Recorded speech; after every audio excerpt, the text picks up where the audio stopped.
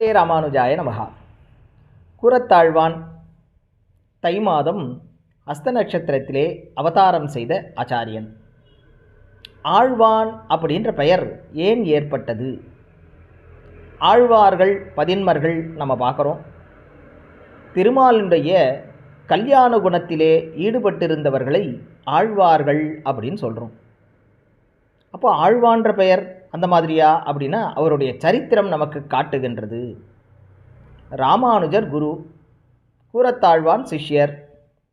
ராமானுஜருக்கு ஒரு ஆசை, கூரத்தாழ்வானிடம் திருவாய்மொழி காலக்ஷேபத்தினை கேட்க வேண்டும், அவருடைய அர்த்த விசேஷங்களை கேட்க வேண்டும் அப்படின்ற ஆசை. அதற்காக ஒரு ஏற்பாடு செய்தார். ஆனால் கூரத்தாழ்வான் எப்படியாவது ராமானுஜருக்கு சொல்லுவாரான்னா சொல்ல மாட்டார். ஏன்னா குருவுக்கு உபதேசிக்க அந்த மாதிரியான ஒரு குணமானது கூரத்தாழ்வானிடம் கிடையாது. குரு சொல்வதைத்தான் செய்வார். அப்போ என்ன பண்ணலான்னு பார்த்தா, முதலியாண்டான் முதலியானவருக்கு இவர் உபதேசிக்க வேண்டும், அவர்கள் எம்பெருமானாரிடம் ராமானுஜரிடம் அதை பற்றி சொல்லணும் அப்படின்ற ஏற்பாடு பண்ணினார்.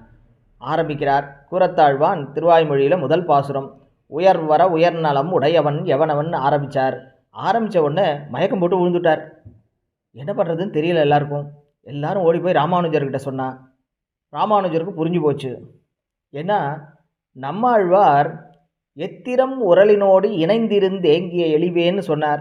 எம்பெருமான் உரலிலே கட்டுண்டு கிடந்தான், அவனுடைய எளிமை அப்படின்னு சொல்ல வந்த நம்மாழ்வார் 6 மாத காலம் மூச்சித்து விட்டார் அவருடைய எளிமையை கண்டு.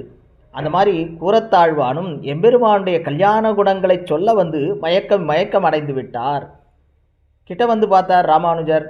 பார்த்ததும் அவனுக்கு தெரியவே இல்லை. திடுக்கிட்டு எழுந்துக்கிறார். எழுந்த உடனே மறுபடியும் உயர் வர உயர் நலம் உடையவன் எவனவன் அதுக்கு சொல்ல ஆரம்பிக்கிறார். அதை பார்த்தது தான் ராமானுஜர் ஆழ்வான், எம்பெருமானுடைய கல்யாண குணத்திலே ஆழ்ந்திருக்கக்கூடியவர் அப்படின்ற பெயரினை சூட்டுகின்றார். கூரத்தாழ்வான் ஆழ்வார்களைப் போல் எம்பெருமானின் கல்யாண குணத்திலே அப்படி ஈடுபட்டு கொண்டிருந்தார் அப்படிங்கிறது தெளிவாகின்றது. கூரத்தாழ்வான் திருவடிகளே சரணம். ஸ்ரீமதே ராமானுஜாய நமகா.